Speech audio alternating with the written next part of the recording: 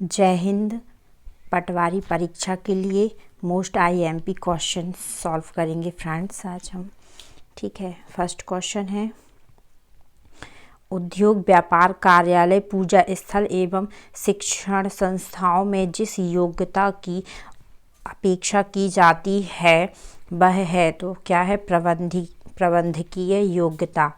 Next है, प्रबंधकों को मालिक एवं प्रबंधितों को नौकर मानने की धारणा अब हो गई है, तो कैसी हो गई है, पुरानी एवं अप्रासंगिक। पहले क्या होता था कि प्रबंधकों को मालिक एवं प्रबंधितों को नौकर माना जाता था, लेकिन अब ये अवधारणा कैसी हुई है, पुरानी एवं अप्रासंगिक। प्रबंध अन्य लोगों से कार्य कराने की कला है, तो ये कैसी युक्ति है, तो सर्वाधिक लोकप्रिय युक्ति है। नेक्स्ट है, प्रबंध को तीन अर्थों में बताया गया है, आर्थिक संसाधन के रूप में, अधिकार सत्ता प्रणाली के रूप में एवं वर्ग के रूप में प्रस्तुत किया गया है। तो ये किसने बताया है, तो हरविंसन मायर्सर ने। नेक्स्ट है, देखिए तीन अर्थों में बताया गया, प्रबंध को तीन अर्थों में, तो मतलब हरविंसन मायर्स तीन तरीके से अपन क्या करते हैं, हरविंसन मायर्स ऐसे दो तीन बार बोलेंगे, तीन बार तो याद हो जाएगा। ठीक है, नेक्स्ट है, प्रोफेसर थियो हैमन के अनुसार प्रबंध के तीन अर्थ में शामिल नहीं है, तो क्या शामिल नहीं है, आर्थिक संसाधन के रूप में प्रबंध, बाकी तीन क्या है, संज्ञा के रूप में प्रबंध, विद्या के रूप में प्रबंध और प्रक्रिया के रूप में प्रबंध। अगर हम इसको देखें कि है मन, हमारे मन कैसे रहते हैं, तीन तरीके से रहते हैं, जैसे कि संज्ञा, विद्या और प्रक्रिया। अपन क्या करते हैं, संज्ञा फिर विद्या ग्रहण करते हैं, फिर क्या करते हैं, प्रक्रिया।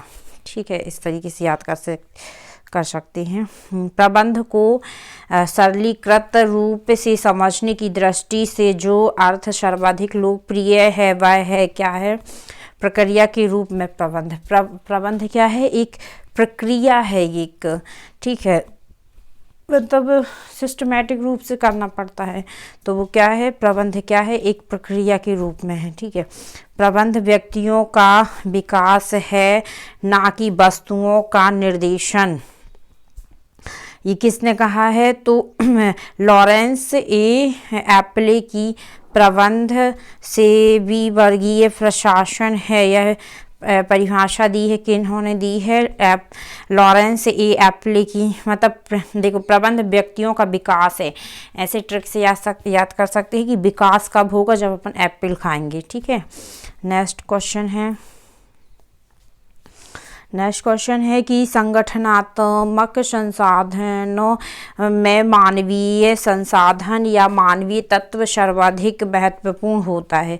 देखिए, किसी भी अपन संगठन में काम करेंगे, हाँ, तो सबसे ज़्यादा महत्वपूर्ण क्या होगा, संगठनात्मक संसाधनों में मानवीय संसाधन या मानवीय तत्व सबसे ज़्यादा महत्वपूर्ण होता है। ठीक है, नेक्स्ट है, अर्थशास्त्रियों के अनुसार भूमि, श्रम, पूंजी की भांति प्रबंध भी एक क्या है, साधन है।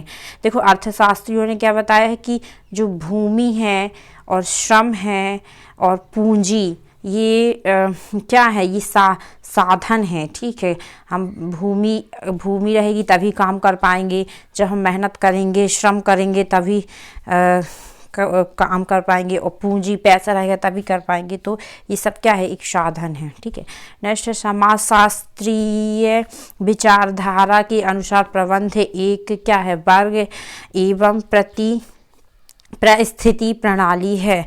समाजशास्त्रियों ने बताया है कि प्रबंध क्या है, एक वर्ग है, बिना वर्ग के कैसे कर सकते, वर्ग एवं परिस्थिति प्रणाली है। ठीक है, नेक्स्ट, प्रबंध औपचारिक रूप से संगठित समूह के साथ तथा उनके द्वारा काम कराने की कला है, ये अवधारणा दी है हैरोल्ड कूटज ने। देखो, जब हम काम कराते हैं ना, याद करने की ट्रिक, जैसे कोई किसी बच्चे से हम काम कराते हो, काम नहीं करता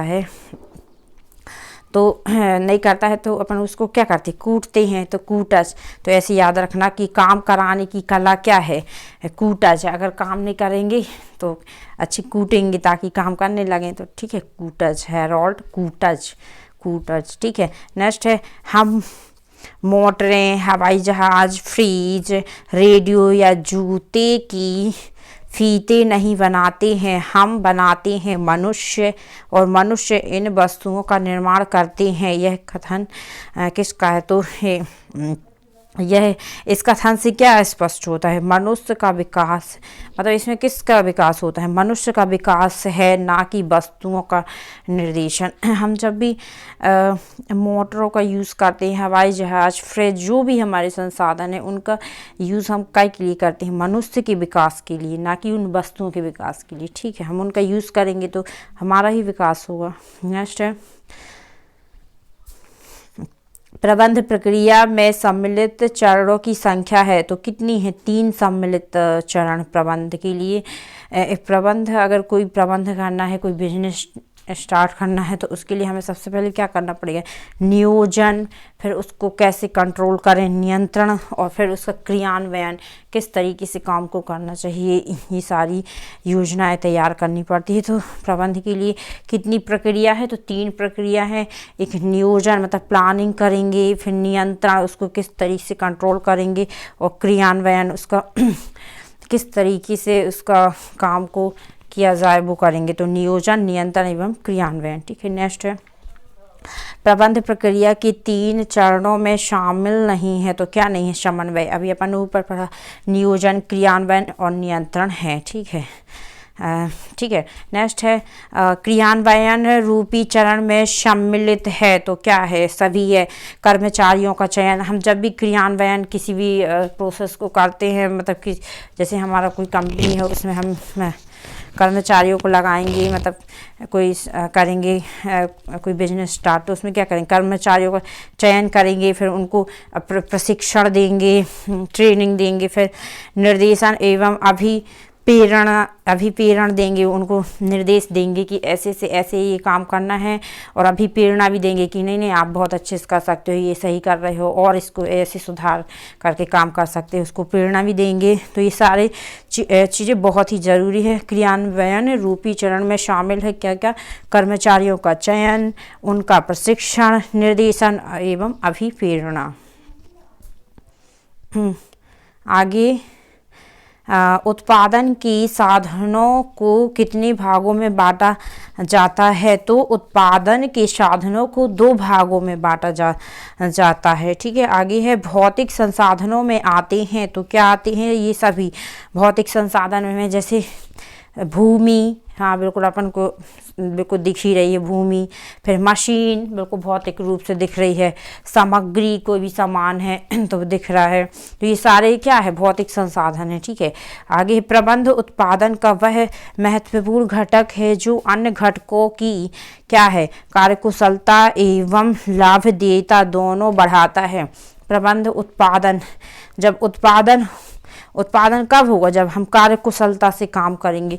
तो कैसे याद कर सकते, प्रबंध उत्पादन का वह महत्वपूर्ण घटक है जो अन्य घटकों की, तो अपन क्या करें, प्रबंध उत्पादन कब होगा, जब कार्यकुशलता एवं लाभदेयता दोनों बढ़ता है। उत्पादन से क्या होता है, कार्यकुशलता भी बढ़ेगी और लाभ भी होगा, ठीक है। आगे देखते हैं, यहाँ उसका अच्छे से लिखा नहीं है शायद, क्या है, शायद लिखा है, सोबोगीकीय अवधारणा के अनुसार प्रबंध तभी सफल हो सकता है जब प्रबंधक क्या होगा, परिस्थितियों एवं घटनाओं के अनुरूप कार्य करेगा। एक किसी वैज्ञानिक ने या फिर जिन्होंने इनका अध्ययन किया है उन्होंने कहा है कि इन्होंने सोबोगीक ने कहा है कि क्या कहा है कि सोबोगीक की अवधारणा के अनुसार प्रबंध तभी सफल हो सकता है जब प्रबंधक कैसा हो, परिस्थितियों एवं घटनाओं के अनुरूप कार्य करे। जैसे कि अभी कोरोना काल में बहुत सी कंपनियां हैं, जैसे सीरम इंस्टीट्यूट वगैरह हैं, तो इन्होंने क्या किया, जैसी परिस्थितियां थी, कोरोना था, उसी परिस्थितियों को समझकर उन्होंने कोविड की जो वैक्सीन बनाई, तो वो सफल हुए अपने कार्य के लिए। ऐसे ही एक प्रबंधक को क्या करना चाहिए, परिस्थितियों एवं घटनाओं के अनुरूप ही कार्य करना चाहिए। नेक्स्ट है सर्वग्राही या व्यापक अवधारणा प्रबंध कार्य निष्पादन प्रक्रिया में जिन अवधारणा को ध्यान में रखने की बात करता है वह है, तो ये सभी क्या क्या है, वैज्ञानिक प्रबंध, निर्णय एवं नेतृत्व और प्रणालीगत। देखो, सर्वग्राही या व्यापक अवधारणा प्रबंध कार्य निष्पादन प्रक्रिया में जिन अवधारणाओं को ध्यान में रखने की बात करता है वह है, तो क्या क्या एक प्रबंधक को क्या क्या बात ध्यान में रखना चाहिए, वैज्ञानिक प्रबंध, फिर निर्णय किस तरीके से वो निर्णय करें और नेतृत्व किस तरीके से करें, प्रणालीगत किस किस प्रणाली के अनुसार कार्य करें, तो ये सारी बातों को ध्यान रखना चाहिए। ठीक है। नेक्स्ट है पहले प्रबंध शास्त्री एवं आधुनिक प्रबंध के जनक माने जाते हैं, तो पहले प्रबंध शास्त्री एवं आधुनिक प्रबंध के जनक कौन है, तो हेनरी फेयोल। हम तो हैरान ही हो गए कि पहले प्रबंध शास्त्री, बाप रे कितने माइंड वाले इंसान थे ये, कि इन्होंने कितने पहले सोच लिया। तो अपन तो हैरान ही हो गए। तो ऐसे याद कर लो कि हेनरी फेयोल ने, वो फेल नहीं हुए, वो कैसे, अपन तो हैरान ही हो गए इनका नाम सुन के। ठीक है, तो ये ऐसे याद कर सकते हैं कि पहले प्रबंध शास्त्री कौन है, हेनरी फेयोल। हैरान हो गए सुन के। ठीक है। नेक्स्ट है इनकी एक बुक भी है, जनरल एंड इंडस्ट्रियल मैनेजमेंट पुस्तक के लेखक। इन्होंने एक बुक भी लिखी है, हेनरी फेयोल ने। कौन सी बुक लिखी है, तो बहुत है, IMP क्वेश्चन है।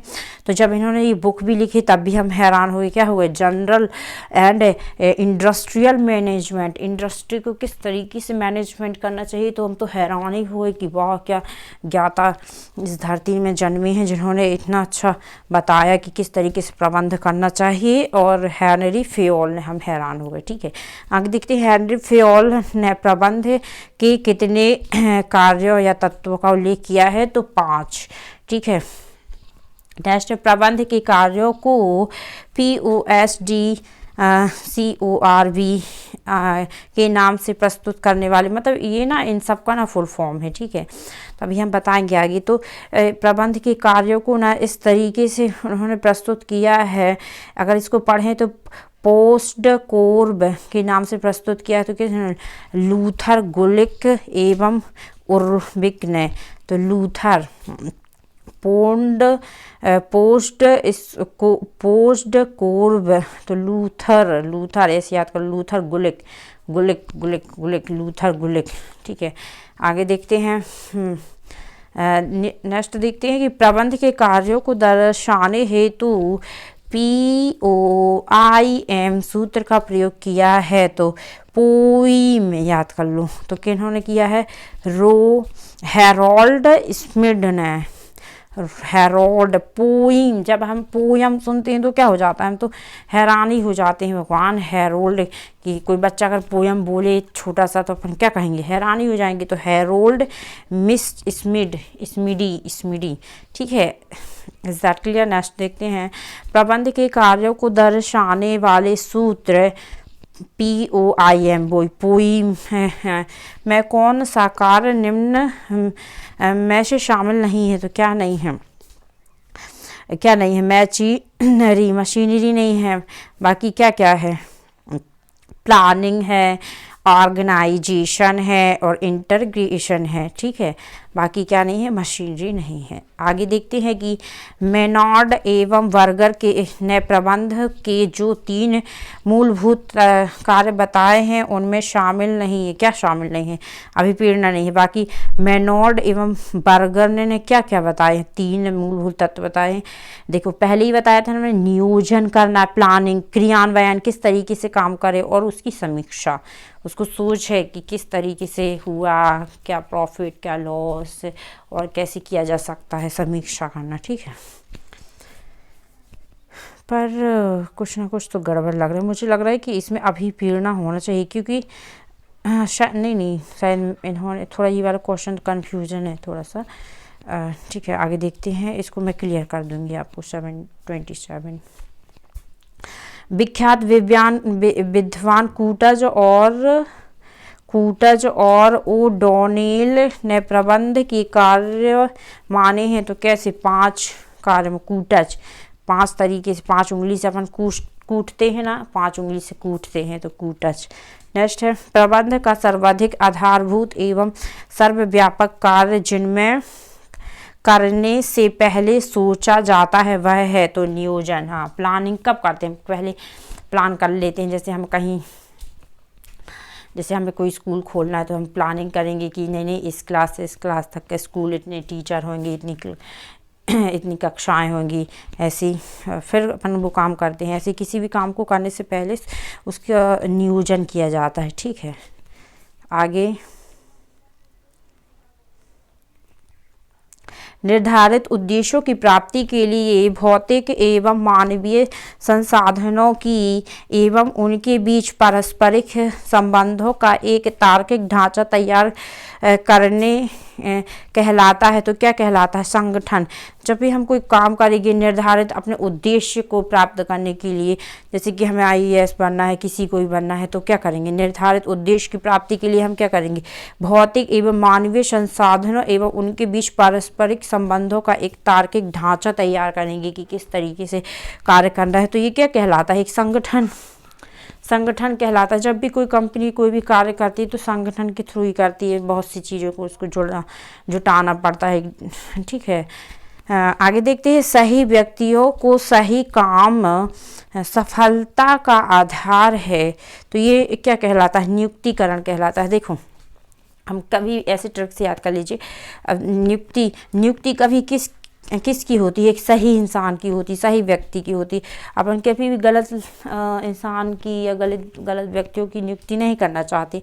तो सही व्यक्तियों को सही काम सफलता का आधार क्या है? नियुक्तिकरण है। आगे देखेंगे, नियुक्तिकरण कार्य में शामिल नहीं है, तो अभिप्रेरणा नहीं है। बाकी तो नियुक्तिकरण में क्या क्या शामिल है? मानव शक्ति नियोजन, मानव की शक्ति, और फिर भर्ती एवं चयन, उसकी भर्ती करेंगे, फिर उसको सिलेक्शन करेंगे, चयन, फिर प्रशिक्षण एवं विकास, उसको प्रशिक्षण देंगे, उसमें कितना विकास हुआ, कितना सीखा, ये देखेंगे। ठीक है, तो मानव शक्ति जब भी नियुक्तिकरण में क्या क्या शामिल होता है? मानव शक्ति नियोजन, भर्ती एवं चयन, प्रशिक्षण एवं विकास।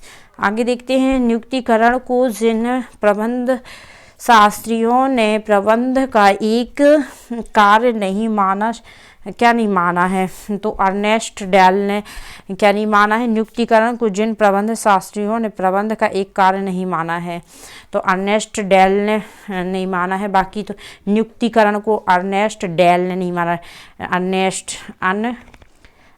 अर्नेस्ट ना रहा ना, मतलब ना से नियुक्तिकरण और ना से, देखिए इसको किस तरीके से याद कर सकते हैं।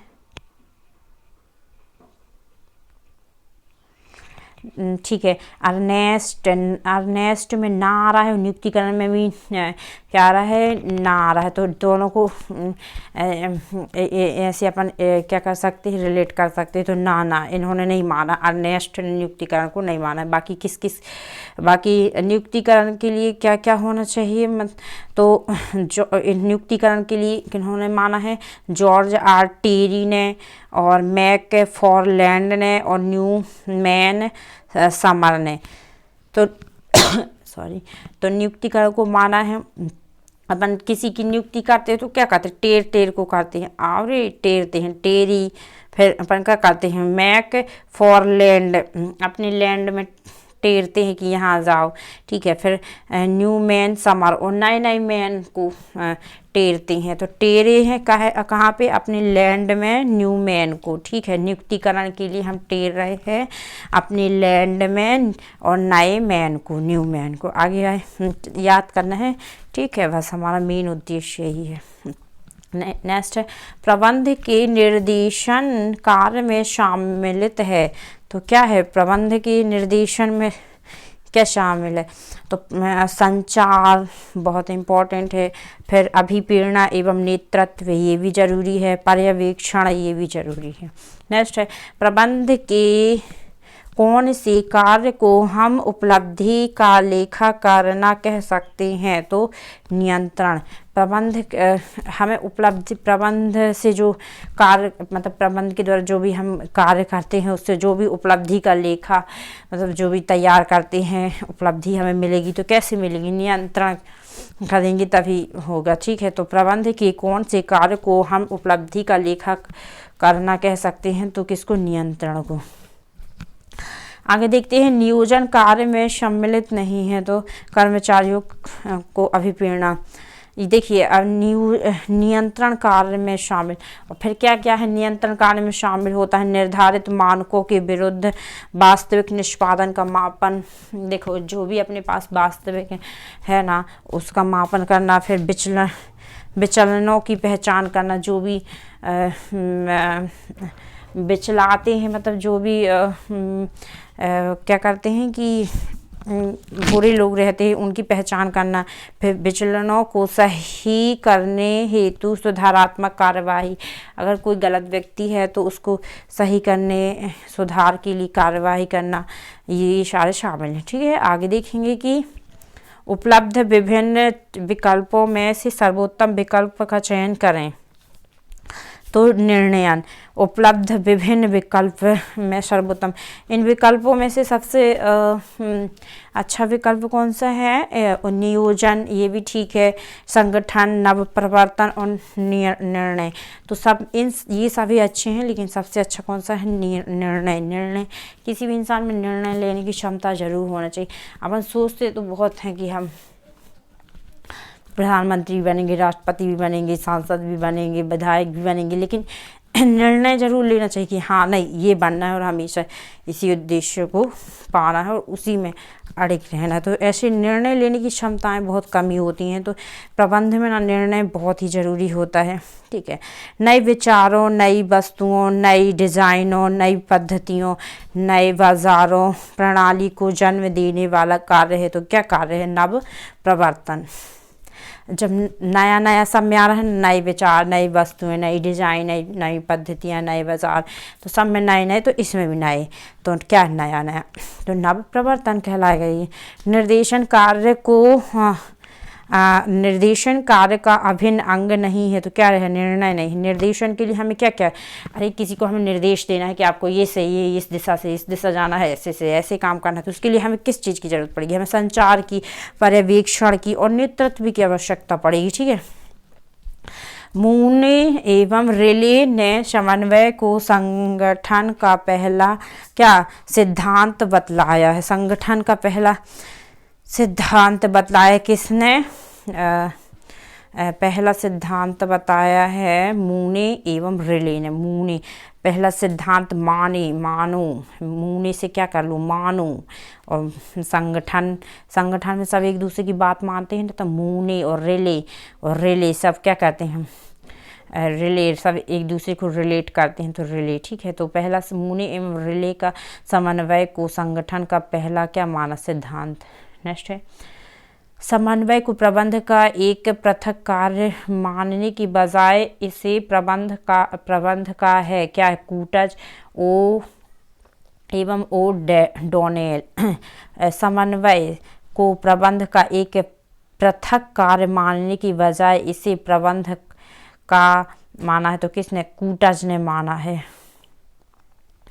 ठीक है, कार्य करने के लिए कूदते हैं, ठीक है, हमने याद कर लिया है, आगे बताया था ना। फिर आगे देखते हैं, प्रबंध को संगठनात्मक क्रियाओं के क्षेत्र के आधार पर मुख्य दो वर्ग में बताया गया है। तो क्या है, क्रियात्मक एवं सामान्य प्रबंध। क्या है, संगठनात्मक मतलब प्रबंध को संगठनात्मक क्रियाओं के क्षेत्र के आधार पर मुख्य दो वर्गों में बताया गया है। तो क्या, क्रियात्मक एवं सामान्य प्रबंध है।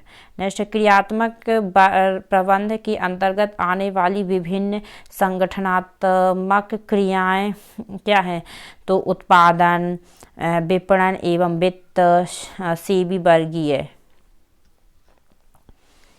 आगे, वे आधारभूत सत्य जो किसी कार्य के कारण एवं प्रभाव रूपी संबंधों की व्याख्या करते हैं, क्या कहलाते हैं, सिद्धांत। Very nice.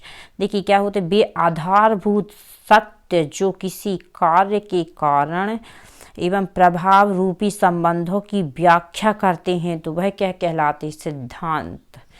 आगे ठीक है, नेक्स्ट देखते, प्रबंध के सिद्धांत में नहीं है, क्या नहीं है, तो निदानात्मक नहीं है। बाकी तो प्रबंध करेंगे हम तो क्या करेंगे कि उसका विवरणात्मक विवरण तैयार करेंगे, भविष्यवाची भविष्य में और क्या क्या हो सकता है ये देखेंगे।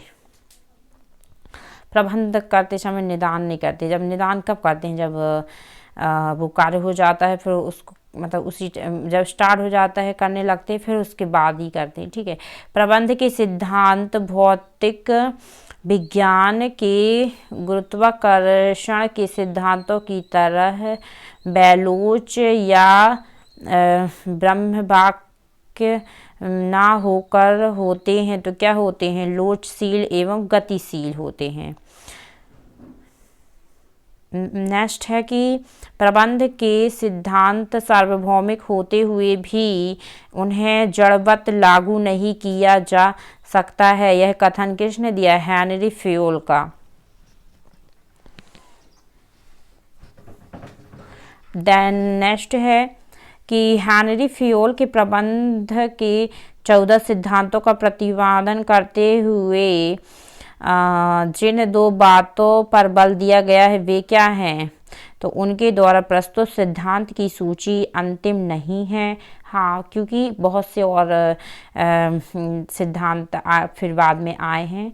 फिर प्रबंध के क्षेत्र में कोई भी बात बेलोच या ब्रह्मवाक्य नहीं होती है, बेलोच नहीं होती है कोई भी बात। ठीक है, आगे देखते हैं। हेनरी फेयोल का मानना था कि प्रशासनिक विज्ञान एक ही है जिसके सिद्धांतों को सभी प्रबंध स्थितियों में प्रयोग किया जा सकता है, चाहे किसी भी प्रकार के संगठन का प्रबंध किया जाए। इसी विचार के कारण उन्हें कहा जाता है सार्वभौमिकतावादी। आगे देखेंगे, व्यक्तिगत अधिकार सत्ता की उत्पत्ति किसके संयोजन पर आधारित होती है, तो किसके, इन सभी के संयोजन पर। वृद्धि, अनुभव, नैतिकता एवं विगत सेवाओं। ठीक है, आगे देखते हैं।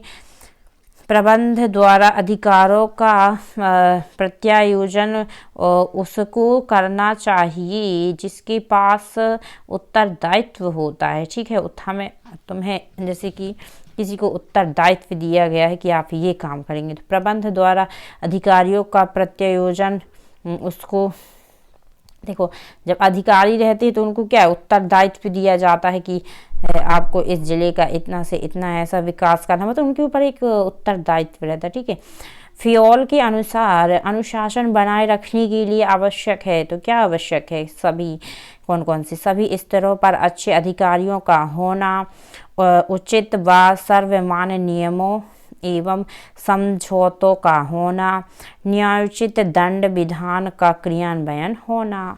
ठीक है, उचित पारिश्रमिक पद्धति वह होती है जो कर्मचारियों एवं नियोक्ता दोनों को अधिकतम संतुष्टि प्रदान करती है। ओके, वेरी नाइस आंसर है, ठीक है। फ्योल के अनुसार सत्ता का केंद्रीकरण एवं विकेंद्रीकरण निर्भर करता है तो किस पे? प्रबंधकों की व्यक्तिगत गुणों, फिर अधीनस्थों की योग्यता, व्यवसाय की दशा, सभी पर, ठीक है। फ्योल ने बताया है। ये सब रहेंगे हमारे पास तो क्या होंगे, हम फेल नहीं होंगे। तो फ्यूल तो है नहीं, फ्यूल फ्यूल है ये, फ्यूल। तो क्या अपने पास प्रबंधकों के पास यदि अच्छे व्यक्तिगत गुण होंगे तो भी अच्छा रहेगा। फिर अधीनस्थों की योग्यता, अच्छे जो काम करने वाले हैं, जो उनके अधीनस्थ कार्य कर रहे हैं, उन पर अच्छी योग्यता होगी। और व्यवसाय की दशा, मतलब अच्छा व्यवसाय है तो क्या होगा, तो केंद्रीकरण में विकेंद्रीकरण पर निर्भर करता है। फ्यूल के अनुसार सत्ता का केंद्रीकरण में विकेंद्रीकरण निर्भर करता है तो इन तीनों पर, प्रबंधकों की व्यक्तिगत गुणों पर, अधीनस्थों की योग्यता पर और व्यवसाय की दशा पर। आगे देखते हैं, किसी संगठन में सोपान श्रृंखला दर्शाती है। अच्छा इसको छोड़िए, इसमें कह रहा कोई नहीं।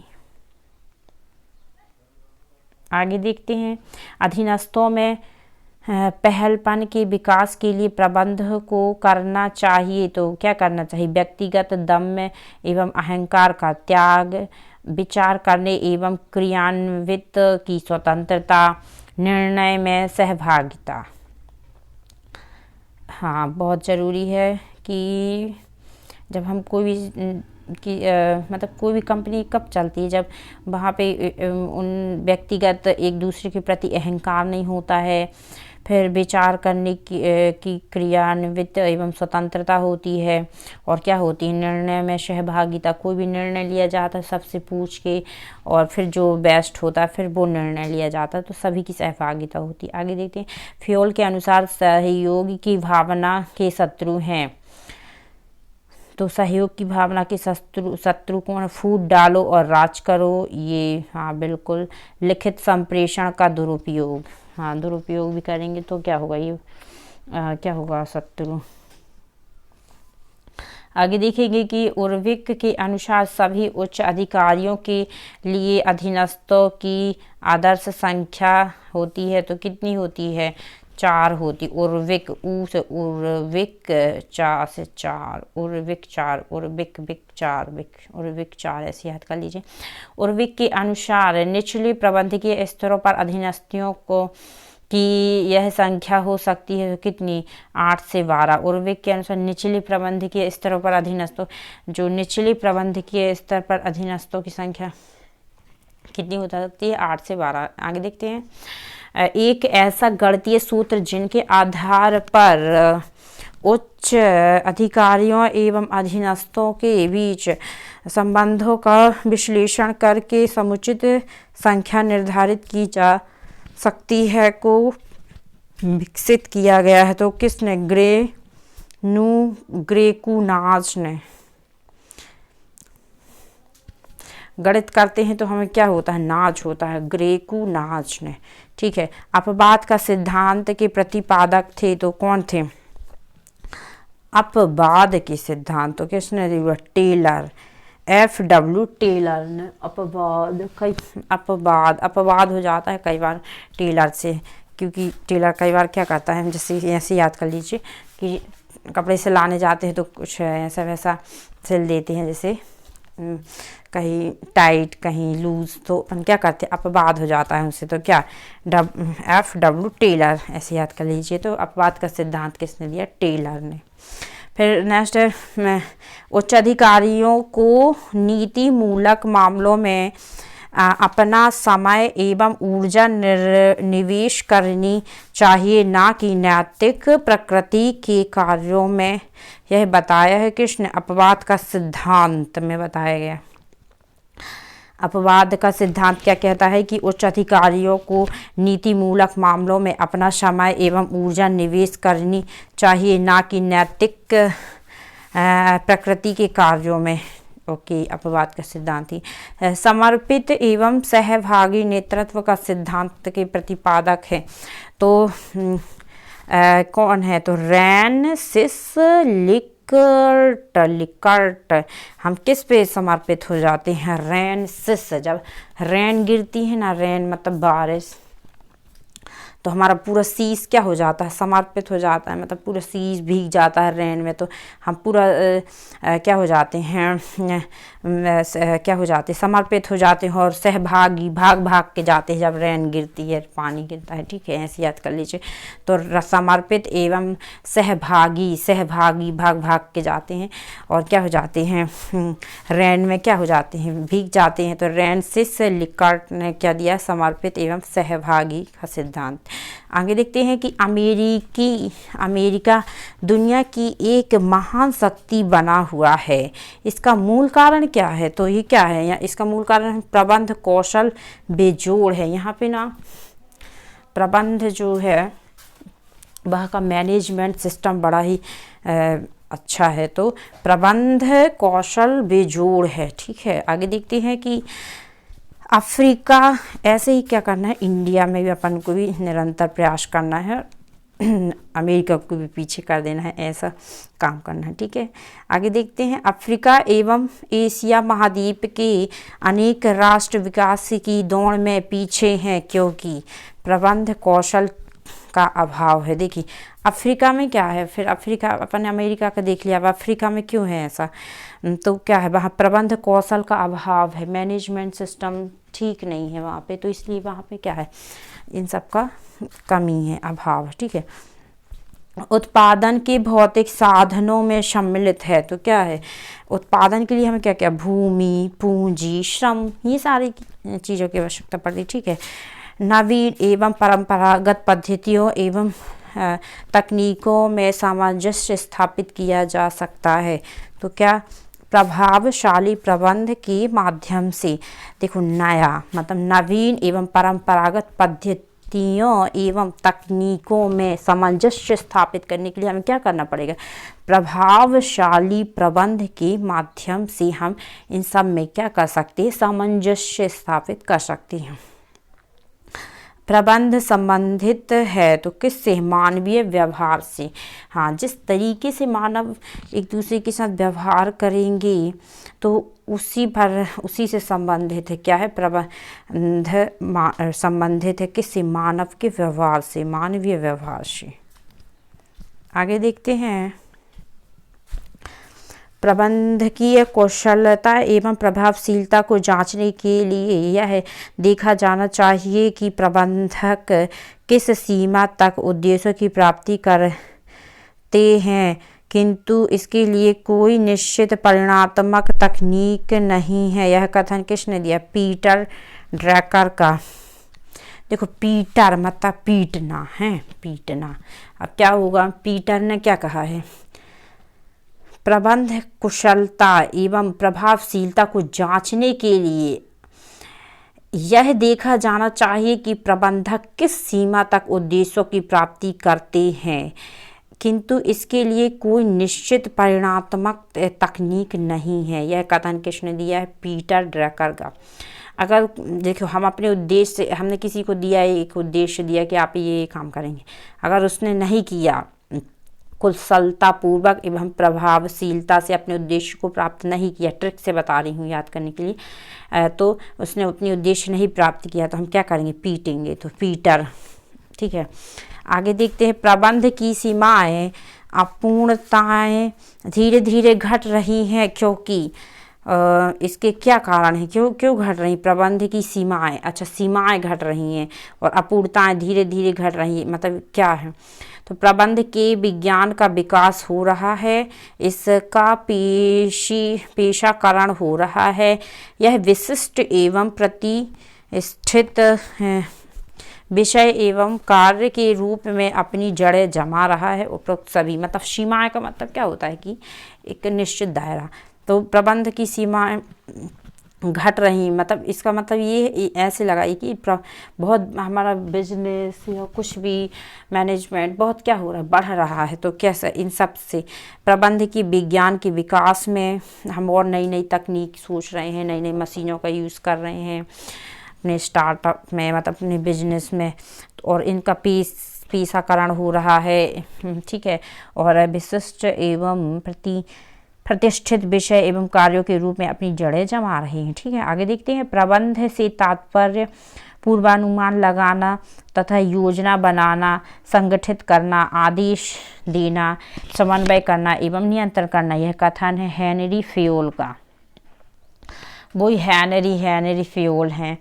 इन्होंने क्या बताया था, प्रबंध के लिए हमें क्या कर पूर्व अनुमान, पहले ही अनुमान लगा लेना चाहिए कि अगर हमने कोई बिजनेस स्टार्ट किया है तो जैसे हमने कोई स्कूल खोला है तो हमें इससे कितना प्रॉफिट होगा, फिर उसकी योजना बनाना है, किस तरीके से चलाना है, क्या टाइमिंग होगी, फिर संगठित करना, किस तरीके से संगठन होगा, कितने टीचर्स होंगे, आदेश देना, कैसे आदेश देंगे, फिर समन्वय करना, एक दूसरे से बात करेंगे क्या सही है क्या नहीं, और नियंत्रण, उसको किस तरीके से कंट्रोल करना है, नियंत्रण करना है। तो ये सब किसने बताया, तो हेनरी फेयोल ने।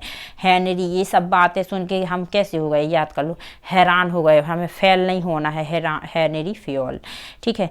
वह व्यक्ति जिनमें वैज्ञानिक प्रबंध का विचार दिया वह है, तो वैज्ञानिक प्रबंध का विचार किसने दिया है, तो F.W. टेलर। देखो टेलर से याद कर लो कि टेलर ने हमें क्या दिया, अच्छा विचार दिया वैज्ञानिक प्रबंध पे। हम टेलर के पास गए तो टेलर ने हमें क्या कहा कि आप ना ऐसे ये काम करो, वैज्ञानिक प्रबंध, वैज्ञानिक तरीके से। अब आजकल के टेलर कैसे वैज्ञानिक तरीके से काम करते, तो वैज्ञानिक टेलर ऐसे याद कर लीजिए। फिर निम्नलिखित प्रबंधकीय कार्यों में से कौन से कार्य निकटतम रूप से संबंधित है, तो नियोजन एवं संगठन। देखो हम काम करने के लिए क्या करेंगे, नियोजन एवं संगठन, प्लानिंग करेंगे संगठन के साथ। ठीक है। नेक्स्ट है प्रबंध में मानव संबंध उपागम के प्रवर्तक हैं, तो एल्टन मेयो। मानव संबंध उपागम, मेयो, उपागम, गम से याद को, गम है किसको, गम में मेयो को मुझे क्या है, एल्टन गम, एल्टन गम, मेयो, मुझे क्या है, गम है, मेयो मुझे, मेयो याद कर लो, मेयो मतलब मैं, और उपागम का गा से गम, तो मुझे क्या है, गम है, तो उपागम और मेयो, एल्टन मेयो। ठीक है, आगे देखते हैं।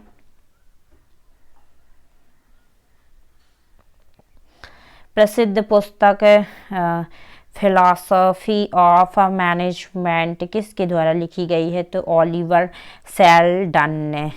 तो Oliver, management philosophy of management, Oliver. देखो फिलॉसफी हम किसके लिए फील करते, फिलॉसफी फिलॉसफी से याद कर लो, फील किसके लिए करते, ओलिवर। जब एक किसी की मैरिज होती है, मतलब किसी लड़की की, तो वो अपने बर के लिए क्या करती है, फील करती है। तो ओलिवर बर के लिए क्या करती, फील करती, फिलॉसफी फील वर सैंडल, और अगर नहीं मानी बात तो दी सैंडल। ठीक है, तो ऐसे याद कर लीजिए, फिलॉसफी मतलब फील करना, और किसके लिए, अपने बर के लिए। बर ने बात नहीं मानी तो क्या करेंगे, सैंडल देना, तो सैंडल, ऐसे याद कर लीजिए, बस रिलेट करा रही हूँ, ऐसे मत करना कोई भी। ठीक है। ठीक है। नेक्स्ट है प्रबंध है कला और विज्ञान दोनों। प्रबंध क्या है, एक बहुत बड़ी कला है, कला, और क्या है, विज्ञान भी है। ठीक है, दोनों हैं। तो आगे देखते हैं।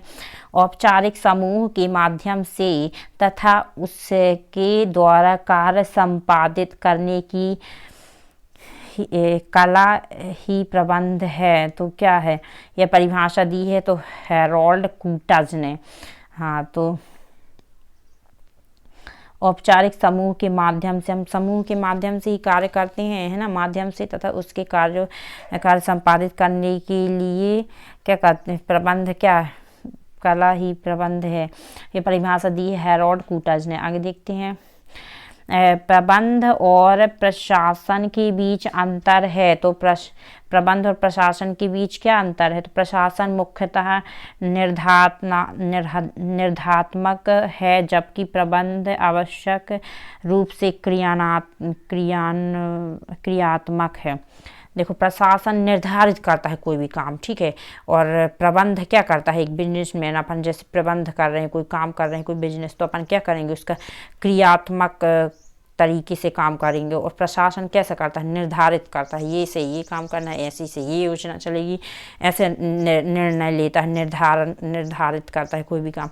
और प्रबंधक क्या करता है, क्रियात्मक, किस क्रिया से मतलब किस तरीके से काम करना चाहिए, ऐसे याद कर लीजिए। नेक्स्ट है प्रबंध का प्रणाली उपागम है संबंधित, मतलब प्रबंध सूचना प्रणाली से, प्रबंध सूचना प्रणाली, प्रबंध प्रणाली उपागम, प्रणाली कैसी उपागम होनी चाहिए, प्रणाली का उपागम प्रबंध सूचना प्रणाली से। गम नहीं होगा अगर प्रबंध की सूचनाएं अच्छी से चलेंगी तो क्या होगा, गम नहीं होगा, तो प्रबंध सूचना प्रणाली। नेक्स्ट है प्रबंध का नियोजन कार्य किसके द्वारा किया जाता है, तो उच्च स्तरीय प्रबंध द्वारा। प्रबंध का नियोजन करना, प्लानिंग करना तो किसके द्वारा किया जाता है, तो उच्च स्तरीय प्रबंधक के द्वारा। उच्च स्तरीय जो टॉप में होगा, जो जैसे कई कंपनियों में CEO होते हैं, ठीक है, तो जो जैसे अपने घर में कौन प्रबंध करता है, अपने पापा जी या मम्मी जी, है ना, तो उच्च स्तरीय वो अपने घर में बड़े हैं तो वो ही करते हैं। तो ऐसे ही में सब में बड़ा कौन है, तो उच्च स्तरीय प्रबंध के द्वारा। ठीक है, थैंक यू।